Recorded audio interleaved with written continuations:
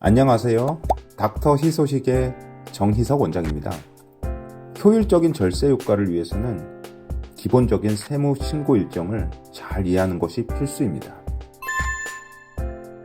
치과의 세무 신고는 당해년도 수익 금액을 기준으로 일반 신고 그리고 성실 신고로 나뉘고, 당해년도 수익 금액, 즉 연간 매출이 5억 이상인 원장님은 성실 신고 확인 대상자로 분류되어 종합소득세 신고 일정과 내용이 달라집니다.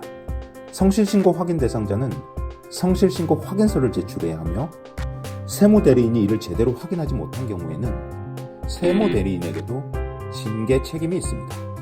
성실신고 확인 대상자는 5월 말일이 아닌 6월 30일까지 종합소득세 신고를 하면 되고요.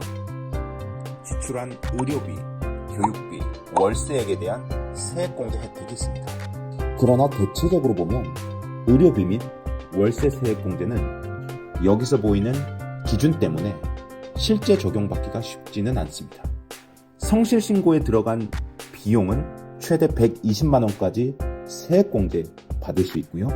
만약에 원장님 2명에서 3명의 공동 사업자일 경우에는 원장님 각각 세액 공제를 받을 수 있다는 것도 알아두시면 좋을 것 같습니다. 치과 의료 용역을 제공하는 사업자는 면세 사업자로 분류되어 1년에 한 번 사업장 현황 신고를 해야 합니다. 반면 부가가치세가 과세되는 진료, 미백, 라미네이트, 잇몸 성형, 양악수술 등의 진료를 한다면 부가가치세 신고를 해야 합니다. 면세와 과세 항목을 함께 제공하는 겸용 사업자는 과세 사업자로 보아 부가가치세 신고를 진행합니다. 매출 신고 자료를 세무대리인에게 보낼 때는 과세 매출 내역을 항목별로 잘 정리하여 전달해야 정확한 신고가 가능합니다. 매입 신고 자료 역시 과세 관련 지출, 면세 관련 지출 또는 공통 관련 지출로 잘 구분해서 관리하는 것이 좋습니다. 우리가 세무 신고에서 예자가 들어가는 단어는 미리 낸다는 의미를 가지고 있습니다. 부가세 확정 신고하기 전에 예정 신고라는 것을 하고요. 즉, 부가세는 2번의 예정 신고, 2번의 확정 신고를 합니다. 중간 예납 역시 종합소득세 신고하기 전에 미리 납부하는 세금을 말합니다.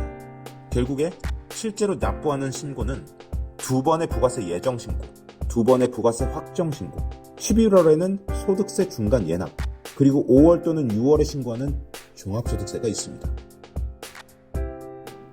원천세 신고는 사업주가 상용근로자, 일용근로자, 프리랜서, 기타 소득자 등에게 지급할 금액에서 소득세 및 지방소득세를 징수해서 납부하는 것을 얘기합니다.